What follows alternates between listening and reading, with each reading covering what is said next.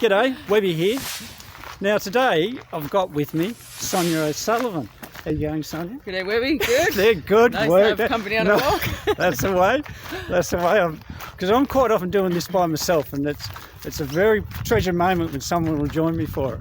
But Sonia's one of her native island's most acclaimed athletes, track and field, and Olympian, probably one of their greatest athletes. And We're missing one dog. we're missing one dog already. Oh, he's No, coming, there he he's coming. goes. There he goes. And They didn't get the word up on what we're doing here. what we're doing, they're going backwards. And we're just going to spend a few minutes having a chat and just a couple of questions on you. Okay with that? Yeah, that's good. Yeah. Okay. Yeah. I normally talk to myself, so it's good to have company. Or the dogs. Oh, the dogs, yeah. Now, Sonia, your career, just to give people a bit of a background on how you started and. I started was in the 80s, I suppose. Yeah. I nearly have to go on my fingers to count back how long ago it was, but I started running in school, and running the cross country was my first thing that I really started running. Really enjoyed that, and so I suppose when I was 17, I won the Irish National Senior Cross Country Championships, and that was kind of opening to the world. That I was. Pretty good. Pretty good. Yeah. Was it natural to you? Did you always find it easy to run, or was it something that... I always enjoyed it. I think, when I was younger, there probably wasn't much choice of sports for girls to do. Yeah. And running was one of the few things, and, we had things like community games, and you'd have your local school sports, and then you'd go on to the next level, the East Corks, and then the county championships, the Munster championships. So always taking stepping stones, once you achieve something, to go to the next level.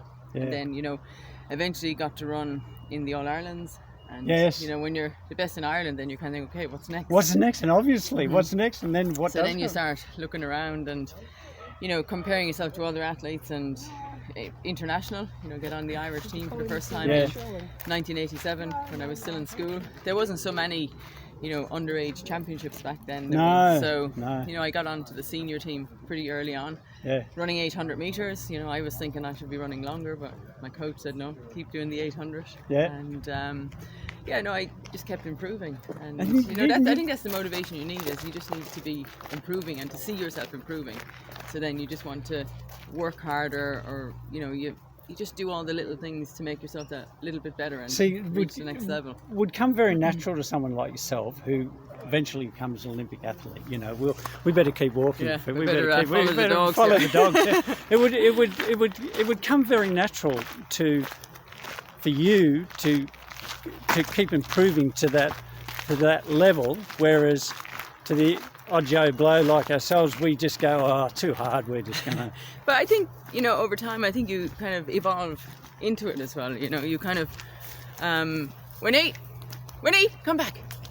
You evolve into being a better person and being better at what you do. And, for me, that was running and I suppose being healthy and, being as fit as I could be. And you tend to naturally do this without thinking about it too much. Yes. So then when people ask you about it, you kind of think, well, I'm just doing what I love doing and, doing all the things that make me better at doing that. I suppose things like what you eat and the amount of training that you do and how hard you push yourself and getting enough rest and recovery and, just all the, I suppose, your general life, daily life things outside of training, that you don't wear yourself down, but it just all helps you to be a better athlete when you go to run a race. Yeah, it's quite amazing. Now that I've met you, and I was at the 2000 Olympics, Sydney Olympics, and I remember seeing that race, and here we are today, and here I'm talking to you about it. It absolutely, life's wonderful. It's amazing. Quite amazing. It's more amazing for me at the moment than you. The amount of people I meet who said they were there. I know.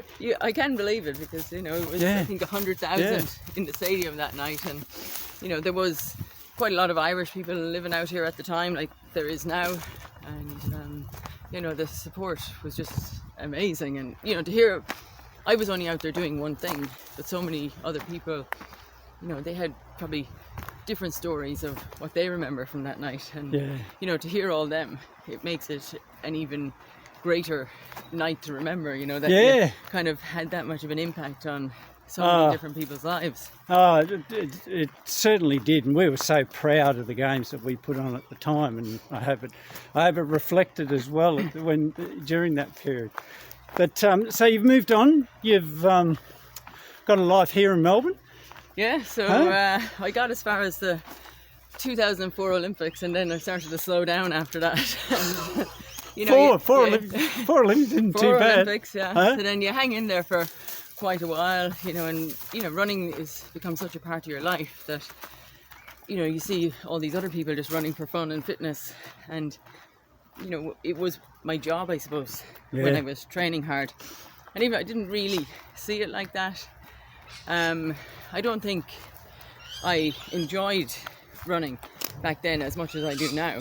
Like, I was doing it for a purpose, so there was a reason for everything I was doing, and it's not that I didn't like doing it, but I wasn't doing it for the enjoyment. Yes, I was doing it because that was what I was good at, and if I was going to run races, I had to train hard. You had to train hard. So it was a training program that I was following, and it just became, you know, that was my life. That was what I did. Whereas now I choose to do things. Well, this is like the conversation we were having earlier, because Sonia and I, we've had a good chat. We had a couple of pre-tests on this, but it's learning to accept the changes as we grow older, of not being able to do the stuff that came so easy to us, and being adapt and still keep ourselves motivated. And part of the Webby Walks, and something that I've always said to people, you've just got to keep active. You know, you just got to keep doing stuff. If you haven't done it before, learn to row a boat, learn to push, you know, learn to ride a bike if you haven't ridden a bike, you know, and pick things that still keep you active and still keep you engaged in life. Being able to move and to move freely, I think, and to feel the speed. And so I did a lot of cycling for a while when I couldn't run so fast, because I just enjoyed the speed of it. I could actually run personal bests or cycle, you know, fast times, and I just felt like I was improving all the time when I was on the bike. And I could never do that in running. No. You know, no matter what I tried to do. Well, see, that's like anything that you want to take on, isn't it? That you want to enjoy and move forward with.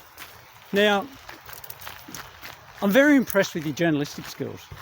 And if any people are out there, you should log on and have a look at some of the fabulous articles that Sonia has written. And one of those was, I was just reading it this morning on, you know, making adjustments and accepting things when you can't do it anymore, you know. And it's myself and Mrs. Webby Walks, we're going through a stage in our life where we just have to accept the fact that we haven't got our house anymore, and we've got new challenges ahead of us, and move forward. Does handling the anxiety of not being able to run and compete, does that become an issue for you, or is it something you've learned to control? Because I'm finding anxiety now at my stage is really tough at times.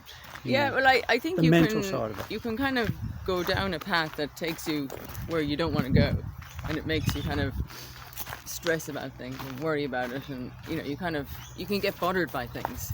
But I think you kind of have to nearly evolve yourself out of it and not compare where you are now to where you were, or what you could do before. Yes. And so it's quite difficult to do that, you know, when you run around with a running watch on you all the time. Yes. And so I kind of, by accident, I suppose, I changed, because I used to do, when I was training at a high level, everything was measured in miles.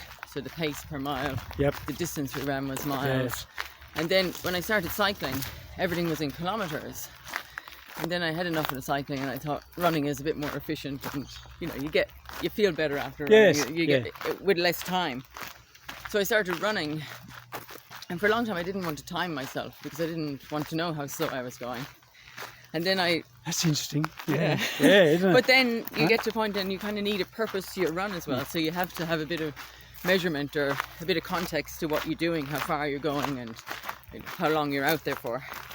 And so I started measuring things in kilometers, and it changed everything. So now I don't know what the pace per kilometer is compared to the miles I used to do. Of course. So now I know what a 5-minute kilometer is, but I don't know what I would have been doing when I was running really fast. So yeah, there you it's go. like you're kind of working in a different,